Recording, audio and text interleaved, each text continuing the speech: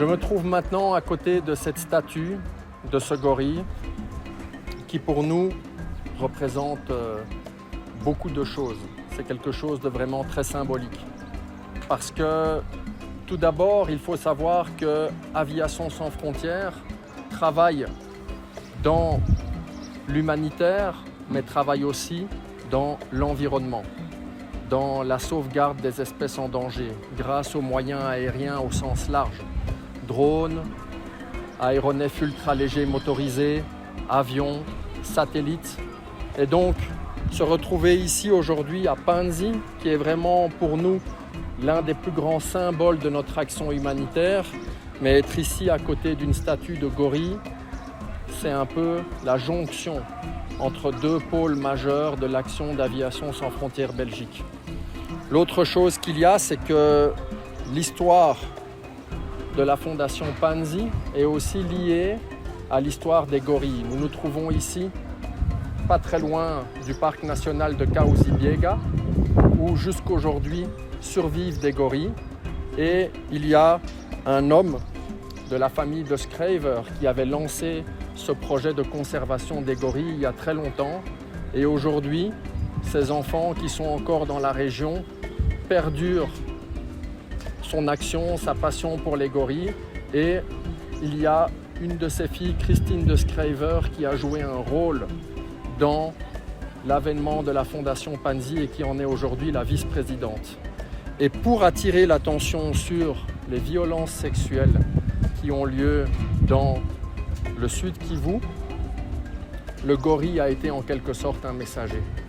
Car c'est l'attention internationale qui était portée sur le gorille, qui est un animal tellement emblématique, qui a permis également d'attirer l'attention sur les atrocités qui se déroulaient ici, au Sud Kivu. Donc le gorille est vraiment un animal qui fait la jonction entre le monde humanitaire et le monde de la conservation de la nature.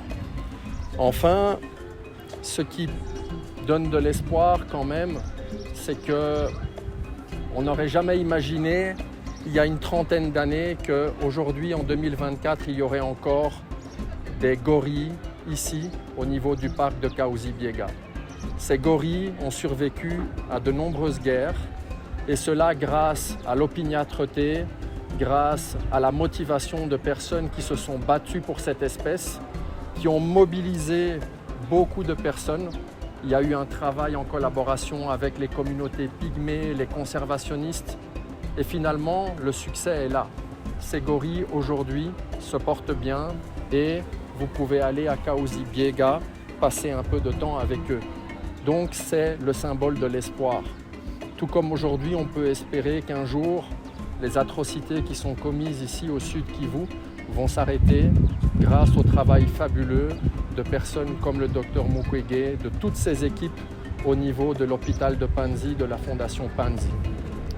À titre personnel, je suis biologiste de la conservation de formation, aussi biologiste de la conservation de père en fils.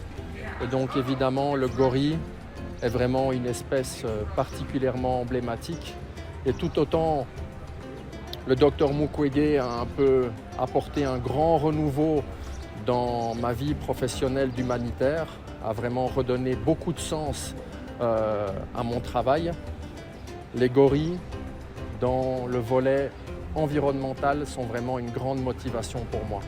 J'ai un collègue ici, à la Fondation Panzi, Arsène Lwabanji, qui est notre représentant ici, au Sud Kivu, à Bukavu, qui, lors d'événements dans les années 90 où il y a eu des attaques de la ville de Bukavu, a dû fuir la ville avec sa famille alors qu'il n'avait que 6 ans et a trouvé refuge dans le territoire des gorilles, où il a vécu pendant plusieurs semaines, où lui et sa famille ont pu survivre grâce à l'aide des populations pygmées qui sont établies là-bas.